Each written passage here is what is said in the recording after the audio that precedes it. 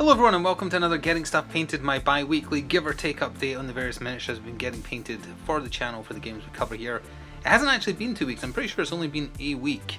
I've been getting pretty focused on the painting for the past little while. It also helps I've been painting a bunch of stuff that didn't take very long. Not even just thanks to contrast, as when we get to this big silver chunk over here. But a big mixture of games that I don't normally talk about during this series to cover, along with some mainstays. For instance, Fallout Wasteland Warfare, my Nemesis Terrain, a little bit of the Devil May Cry miniature game, a little bit of the Dark Souls miniature game, and by a little bit I mean most of what we'll be talking about here. And then at the end, made a start on Nemesis, the board game. I recently did a poll on the channel, it's still open to be voted on if you want, asking what you would like to see first on the channel. A solo playthrough of the Dark Souls board game or a solo playthrough of Nemesis. Now, although I have painted more of the Dark Souls game, at time of recording, Nemesis is winning hands down. But that might change, there's still a lot of votes going on, so if you want to go cast your opinion, do so, but keep in mind it's not one or other, it's just which one you'd like to see first, so I'll focus my efforts on painting miniatures from that faster. That's the gist of it. I did also forget to mention that yes, of course, Sora is dropping tennis balls for me, wanting me to throw these because she now associates me recording these with playtime, which is incorrect.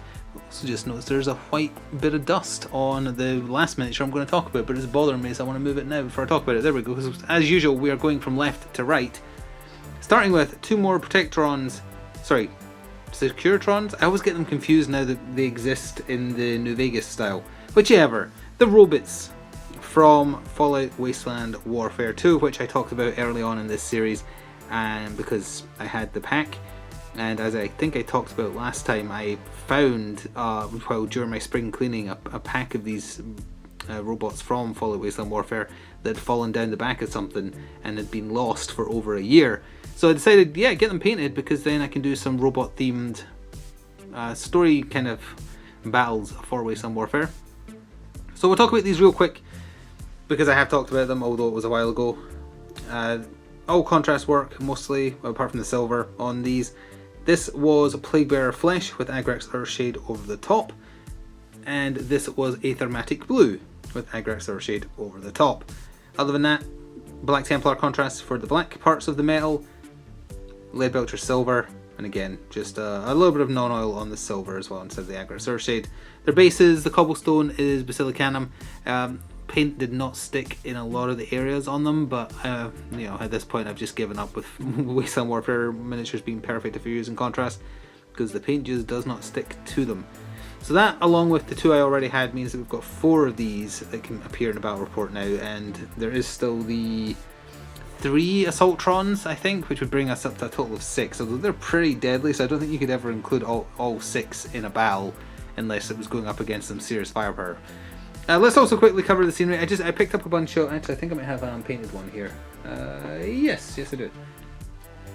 I picked up for cheap, just on, I think it was Etsy or eBay, a bunch of just 3D printed, burnt out, broken tree stumps. I was having a little bit of the same problem with whatever this resin is as Fallout Wasteland Warfare, and again, here's one of the ones unpainted. I can't tell the difference between one resin or the other, honestly, but despite washing them, yeah, I was having a little bit of an issue with contrast sticking to them. I just wanted to use snakebite leather, but I couldn't, so I had to use Mortifying Brown regular Citadel paint. I did a little bit of Black Templar on the top to make it look like it burnt off, like maybe a laser beam and cut the tree or something if it appears in Crisis Protocol. And I think I might turn one of these into a bonfire, because I feel like if you just painted like yellow, orange, red at the top of one of these, it would look like a roaring campfire. I'm going to give it a go because it'll be good for Don't Look Back. And now I have to throw a tennis ball because she's getting impatient, and then we'll be talking about something else. So next, to finish off my little indulgence of wanting to paint something a little bit different, I painted V from the Devil May Cry miniature game. Last time we talked about Dante, Nero and Trish. I still have Lady from the playable character roster to paint. I'm not sure if I'll bother. Again, I was just kind of indulging and wanting to paint something a little bit different. Might still go back and do Virgil, though, he was a boss, not a playable character, but still. Black Templar for most of him, Gloom and Flesh, and trying to get the tattoos on him did not work out very well, so I don't really want to talk about them. And the bird, whose name I can't remember still, but I remember he's voiced by Nolan North, is Ultramarines Blue, and then while it was damp did some little streaks of Talisar Blue. Oh sorry, no, I applied the Talisar first and then kind of went around it with the Ultramarines Blue. A little bit of red streaks there. I don't know why he has those, but he has them. And then the same on the back as well. It's to kind of show that energy is channeling through him. And then that's just Genestealer hide on the base there. And again, for the base to make it look clear, Black Templar, and then normal black paint over it to give it that finish. Simple enough. He'll be going back in the box with the others. Just wanted to indulge in painting something a little bit different, and got it out of my system now. Well, I say as we're about to talk about two brand new games, but there's a tennis ball to be thrown first. So we have all these minis from the Dark Souls miniature game by Steamforged Games. Lots and lots and lots. Oops, I'm sorry, V. And they also did the Dark Souls game as well. They're friendly with From Software and Capcom. So what spurred this was looking for more solo cooperative games that can be covered on the channel. And I think one of the very first videos I uploaded onto the channel was an unboxing of the stretch goals for the Dark Souls board game, even though the base stuff came out before I created this channel, because the stretch goal stuff just took so long to release. It took forever. That was the Iron Keep expansion, I think Darkroot Basin, although that wasn't a stretch goal, that was an add-on. The Armory set, the Invader set, and the Summon set. So I kind of went back to look at that, and I think it is a fun game. I played a full online campaign with some friends. It is a fun game. It's very difficult. I feel like you have to house rule a lot of it to make it more playable, as is tradition with Steamforged games. But it is very fun, and the miniatures are decent quality as long as you don't get any that are bent. So I painted up Mushroom and Mushroom Child, who are from the Darkroot Basin expansion. Super simple, because it's mostly just the Grey Seer base paint with non-oil over the top and a little bit of Talisar blue on top. But one of the funniest enemies, because, well, the babies are just oblivious. He has no eyes, the baby, so I think that's his front. Based on where his hands is, that's his front. So it's just hilarious to me that if you face him this way, it's kind of like I don't know, Bart Simpson just staring into the distance. It's something about it is just so funny to me, because it just looks like he's an idiot. He's just staring off confused in the background over here, while the adult is one of the most threatening things you'll ever come across, because if you get anywhere near him, he will punch you and he will one-shot you, and it is hilarious, the animation for that. We never fought these in the online campaign we did, so I'm not too sure how they perform in the game. You know what, before we talk about them, let's just talk about the bunch of Silver Knights, because they're all painted the same. This one is smaller because this is from the Armory set, which included a bunch of player-sized models in well-known armor sets from the Dark Souls games, all of them. So this is one of my favorites, which is the Silver Knight set from, I think they're based on the Dark Souls 1 version of the set. But either way, I also painted some of the actual Silver Knights, who are all done in lead belcher with non-oil over the top. It's the models themselves doing all the work because it's so detailed. So what I will talk about is partially part of the reason I came back to this was from painting those Devil May Cry miniatures, because I have painted a few of the Dark Souls miniatures before. I did a painting video on painting Sif using contrast paint. Prior to that, I painted up Ornstein and a couple of the player characters, and I went the whole hog with the bases, like putting stone on them and textures and whatnot, and it takes forever, and it really isn't worth it because it's not great for how the tiles for the game actually look. So after doing the pure black hexagonal bases for the Devil May Cry one, I was like, oh, why don't I just do that for the Dark Souls ones? It'll speed up the painting time. I'll be able to streamline it a little bit, especially if you're painting a bunch of the same miniature, for instance Silver Knights like these are. By the way, it's Skeletal Horde I use for these capes. Why not do that and just do the pure matte black finish on the bases, because the tiles for the game do the work. You don't need to put dirt on them and grass and whatnot. You can, obviously, and they look better if you're good at it. But for speeding it up and for looking sharper on camera, I feel like it isn't necessary in this case, again because the tiles do most of the work. So with that in mind, that's why I've gone back and started kind of getting through these. I wanted to test a couple of things with the other two miniatures we'll talk about in a second. But as far as the Silver Knights, they were super quick. It's been a little while since I've kind of like done a assembly line type thing of just, archer, knight, we'll just get those done. Base coat one, base coat the other. By the time you've got around to the last one, you can start applying the silver layer, and then you do the wash. Super simple. Oh yeah, the darker chainmail on them and the player character version, that is just, again, while it was damp, put on some Basilicanum Grey, just so it's a different tone, so it stands out a bit more. So, lastly from the game, the dog's being very patient, I painted up one of the Invaders. Now they come in red plastic, that shade of red plastic, which is totally fine, but I just wanted to see what I could do with it.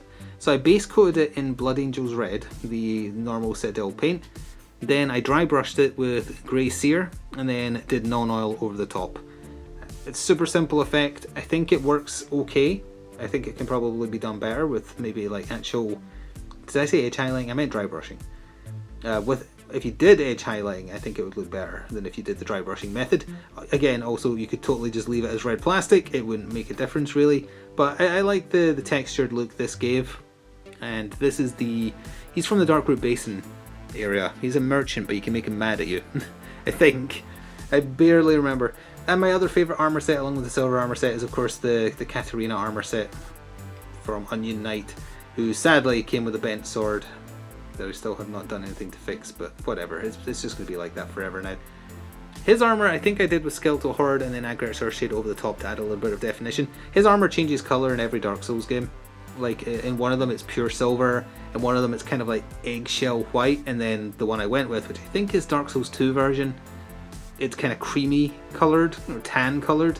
That's my preferred version, so that's what I went with. And again, the player models are in brown. There's an exact version of this miniature in the summon set because you can summon Onion Knight to help you, and they're pure white. I'm still going to try something with them as well in the future, but because currently Nemesis is winning the poll, I'm going to be focusing on that. So on the subject of Nemesis, let's bring forward the stuff I've got it painted for it so far. One player character done. This will be who I use in the inaugural video for it whenever that happens. This is, I think it's just called the Soldier. I've never actually played him when we played digital online games. We've been playing it a lot digitally recently. We're just trying to get into Lockdown as well, which is the other version of the game that just came out from a Kickstarter run a year and a bit ago. But they come with base toppers as well to make them stand out when they're unpainted, but I thought it kind of adds to it on the table as well. So he's got a gun, and he was painted with Blood Angels Red, a lot of Leadbelcher Silver, which is the theme today, and then some Talisar Blue for his Mysterio-esque helmet. Quite small, but I like the details got picked up by the washes for sure, and he'll be exploring a ship while getting hunted by aliens. And on that note, these are the first two iterations of aliens. They start as little face hugger type things because they're called intruders, but the base alien race that comes in the Nemesis box is essentially xenomorphs. So it's legally distinct xenomorphs. So they start as little clusters of face huggers that do things to your face. Use your imagination. These are painted with Dracoth Flesh and Agric Earthshade with a little bit of Nurgle Slime, just to either be acid or that they're slimy. From them, once it pops out your stomach, they turn into, I think they're called crawlers, I've forgotten now. These are the ones you see the least, because I think you mostly see them when a player dies. So, but this is what I was using as a base for how to paint the other ones, and I actually have unpainted examples here. For instance, this grows into an adult, and this is the adult sized one. So again, getting larger, especially compared to regular sized man. Then they become a breeder, which is this size, even larger than regular sized man, and then you get a single queen, and she is massive. This is the queen right here, towering over poor little man.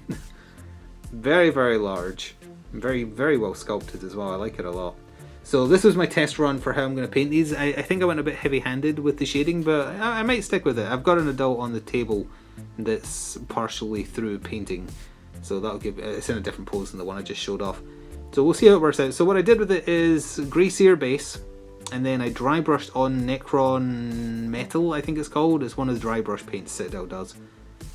And then from there I applied Black Templar, Black Templar, the contrast paint, hoping that the metallic shine would come through a little bit, because Xenomorphs always had that kind of metallic shine to them, or maybe it's probably rubber because it's just guys in suits, but I think it's meant to be almost metallic. And then from there, once the Basilicanum Grey was on, liberal dry brushing of the Fang, which is usually what I do for Batman miniatures to add detail or shading to their capes. I think I applied it a little bit too thickly, a little too harshly, but at the same time I think on a table especially because the table for the play area for Nemesis is quite dark tone. It might actually make them stand out better, so I'm not too fussed about it. And they have enough detail that I think it actually kind of helps. So I'll stick maybe just a little bit less aggressive with the dry brushing, and we'll see. And again, it's just lead belcher silver for the metallic base, same with the soldier because I don't think I mentioned that, and a little bit of nurgling slime as well for there. So that is it. Quite a lot in a short space of time, but again, a bunch of it was just silver. Next time you are going to see some more silver knights because I have a couple more to get done, and then that's all of them from the box, I think. Maybe one more archer. A lot more Nemesis. I feel like to be able to do a game, I still need to paint up another crawler, one more adult plus the one I have in progress, one breeder, and then there's one queen. Now, the queen can just turn up. When I was learning to play Nemesis in my second ever game, second room I found nest, end of turn event. If someone is in the nest, spawn the queen. So it can just happen. Like the game just finds hilarious ways to kill you. It's one of the fun aspects of it. Well, kind of fun. Sometimes not so much, but sometimes it is fun. So we'll be seeing more of that. Depending on how long it takes me until the next video, we might finally see the March releases for Crisis Protocol, which I've been talking about for a while, and maybe some new Batman ones, not too sure. They just revealed some Red Lanterns that are pretty fun, including Dexstar, if you know who that is. So we might see some of that, but I am focusing on trying to just revisit older games that I didn't pay enough attention to. The Dark Souls board game is one of them. Nemesis is new to me, but it has been out for, like, the base box has been out for like 4 years at this point. But it's heralded as one of the best solo / co-op games ever made, and I kind of agree. We've been playing it a lot digitally, and it is a lot of fun. But anyway, if you want to show me what you've been painting, you can tweet it at me at GamerEnd. The link is below the video if you want to check it out. Just show me what you've been painting. I'm going to go throw tennis balls for a dog who's been very patient with me, which is very kind of her. And yeah, go paint your miniatures. It's fun. And until next time, ta-ta for now.